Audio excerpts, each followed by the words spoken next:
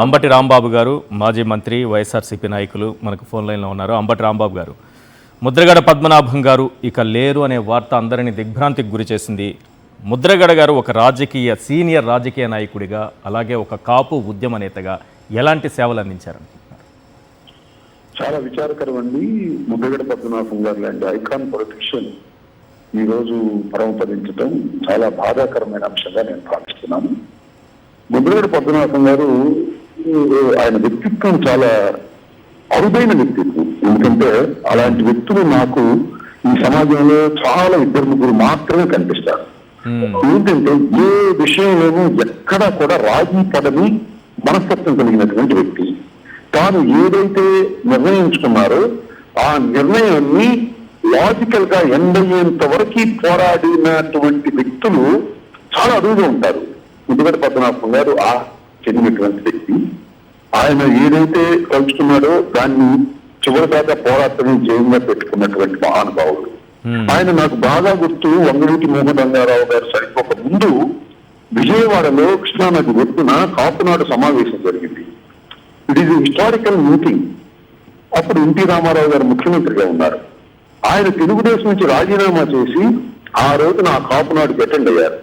ఆ రోజు నేను ఒక న్యాయవాదిగా పనిచేస్తున్నా, ఎమ్మెల్యేని కూడా కాదు. ఆయన రాకతో విజయవాడ మొత్తం ఒక్కసారిగా ఉలిక్కిపడింది. తెలుగుదేశం పార్టీ నుంచి రాజీనామా చేసి వంగవీటి మోహన్ రంగారావు గారికి అండగా ఆయన కదిలి వచ్చినప్పుడు లక్షలాది మంది ప్రజలు వచ్చారు. ఆ రోజున వంగవీటి మోహన్ రంగారావు గారు జైల్లో ఉన్నారు, ఈయనేమో డయాస్ మీద ఉన్నారు. అది ఒక చరిత్రాత్మకమైనటువంటి కాపుల మీటింగ్. అక్కడి నుంచి చనిపోయేంత వరకు ఆయన అనేకమైన పోరాటాలు, ఒకటి కాదు రెండు కాదు, అనేకమైన పోరాటాలు చేశారు.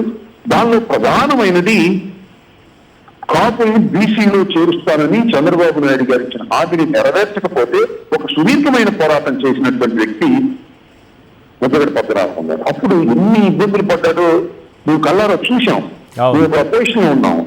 అప్పుడు ఆయన నిరాహార దీక్ష చేస్తుంటే నిరాహార దీక్ష శిబిరం మీద దాడి చేసి పిల్లల్ని, భార్యని హింసించి ఆయన తీసుకువెళ్లి ఆసుపత్రిలో పెట్టి అవసరస్లాగా ఆసుపత్రి అరెస్ట్ చేసి అక్కడ ఆయన ఇబ్బంది పెట్టినటువంటి సందర్భాలు మేమందరం చూసాం. ఆ రోజున ఆయన్ని రక్షించుకోవాలనే తాపత్రయంతో నారాయణరావు గారు, చిరంజీవి గారు, మేము అందరం కలిసి హయత్ హోటల్లో మీటింగ్ పెట్టినటువంటి సందర్భం నాకు గుర్తొస్తుంది. ఆ తర్వాత ఆయన అనేక సార్లు కలిసాం.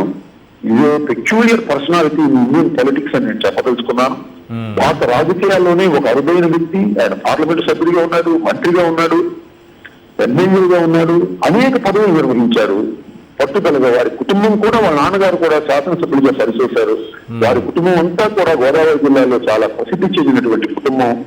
పట్టుదల కలిగిన వాడు. క్లీన్ చిట్, అసలు కరప్షన్ ఎన్ని అంతో మంది మీద వస్తాయి కదా, ఆయన మీద ఒక్క కరప్షన్ ఎలిగేషన్ కూడా లేకుండా జీవితాన్ని గెలిపినటువంటి రాజకీయ నాయకుడు. ఆయన మరణించడం చాలా దురదృష్టకరంగా నేను భావిస్తున్నాను. కాపు సమాజానికి, రాష్ట్రానికి, వైఎస్ఆర్ కాంగ్రెస్ పార్టీకి ఆయన మరణం చాలా తీరని లోటు. దాన్ని పోర్చడం ఎవరి వల్ల కాదని కూడా ఈ సందర్భంగా నేను చెప్పదలుచుకున్నాను. పట్టిన పట్టు వదలకుండా పోరాటం చేసేటటువంటి ఆయన పోరాట పటిమ, మనం కాపు ఉద్యమానికి సంబంధించి ఆ రోజు ఆయన చేసినటువంటి పోరాటం ఎట్లా తీసుకోవాలి? అది చరిత్రలో ఆ పోరాటాన్ని ఎలా వర్ణించాలనుకుంటారు? ఎందుకంటే దాన్ని అణిచివేయడానికి జరిగినటువంటి విధానం చూసాం కాబట్టి. ఎక్కడ ఒక్క అడుగు కూడా వెనక్కి వేయనటువంటి మనస్తత్వం కలిగిన వారండి. పోలీసులు వచ్చి అతన్ని తీసుకువెళ్ళి హింసించినటువంటి సందర్భంలో కూడా ఎక్కడ ఒక్క అడుగు కూడా వెనక్కి వేయలేదు. ఆయన్ని గదిలో పెట్టి తలుపులు పగలగొట్టి తీసుకెళ్లారు. ఆ రోజున ఆసుపత్రికి తీసుకెళ్ళిన కూడా ఎక్కడ ఎడవనటువంటి వ్యక్తి, ఎక్కడ గొడవనటువంటి వ్యక్తి. నేను అదే ఇందాక చెప్పాను కదా, is a peculiar character. Indian politics లోనే ఇంత బలంగా నిర్ణయాలు తీసుకొని దేనికి గడవకోకుండా, ఎక్కడ లొంగకోకుండా ఉండేటటువంటి క్యారెక్టర్స్ చాలా అరుదుగా ఉంటాయి. అరుదైన క్యారెక్టర్ ముద్రగడ పద్మనాభంది. అలాంటి క్యారెక్టర్ కలిగినటువంటి వ్యక్తి కాపులు ఉండటం ఒక విధంగా కాపుల అదృష్టంగా నేను భావిస్తున్నాను.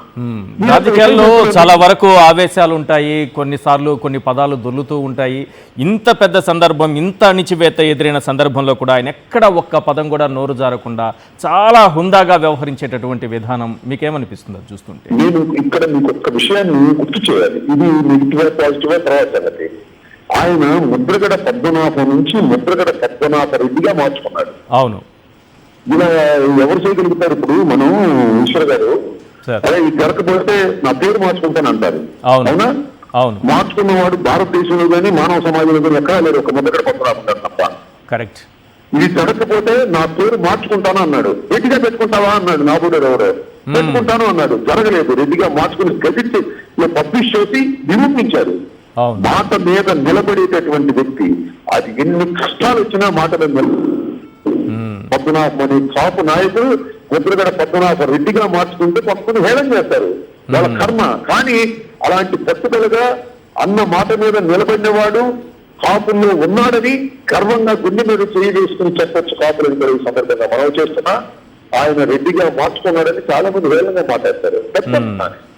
ఆయన ఇచ్చిన మాట ప్రకారం ఆ కార్యక్రమాన్ని నెరవేర్చారు. కానీ వీ హ్యావ్ టు అప్రిషియేట్. అలాంటి వ్యక్తి కాపులో ఉన్నాయంటే అప్రిషియేట్ చేయాలి. పేరు మార్చుకుంటే ఇప్పుడు సంగీతం వెంకటరెడ్డి అని పేరుంది. సంగీతం వెంకటరెడ్డి ఈ ఆల్సో కాపు. సంగీతం వెంకటరెడ్డి అయితే కాపుగా ఉండిపోతాడా? సో ఇలా ఇది చాలా దురదృష్టకరమైంది. నేను చాలా విమర్శ చేశాను, అది నేను ఈ సందర్భంలో చెప్పదలుచుకోలేదు. కానీ బట్ ఒక్కటైతే చాలా స్పష్టంగా చెప్తున్నాను, కాపుల్లోనే కాదు ఏ కులంలోనూ ఇలాంటి అరుదైన వ్యక్తిత్వం, పట్టుదల, ఉద్యమ రూపాన్ని ఇవ్వగలిగిన శక్తి కలిగిన నాయకుడు లేడు. భవిష్యత్తులో కూడా వారు మారిపోతున్నారు, రోజు మారిపోతారు. డబ్బుల కోసం పట్టుపడేవాళ్ళు తప్ప ఉద్యమాల కోసం ప్రాణాలు చెల్లించిన వాళ్ళు ఉంటలేదు. ఇంకా అదే ఇలాంటి అరుదైన వ్యక్తి మరణించడం చాలా బాధాకరమైనటువంటి అంశంగా భావిస్తున్నాను. ఎస్, థ్యాంక్ యూ సార్, మీ అభిప్రాయం తెలియజేసేందుకు, మాతో పంచుకున్నందుకు. మరిన్ని అప్డేట్స్ కోసం ఛానల్ను సబ్స్క్రైబ్ చేయండి. నోటిఫికేషన్స్ కోసం బెల్ ఐకాన్ పై క్లిక్ చేయండి.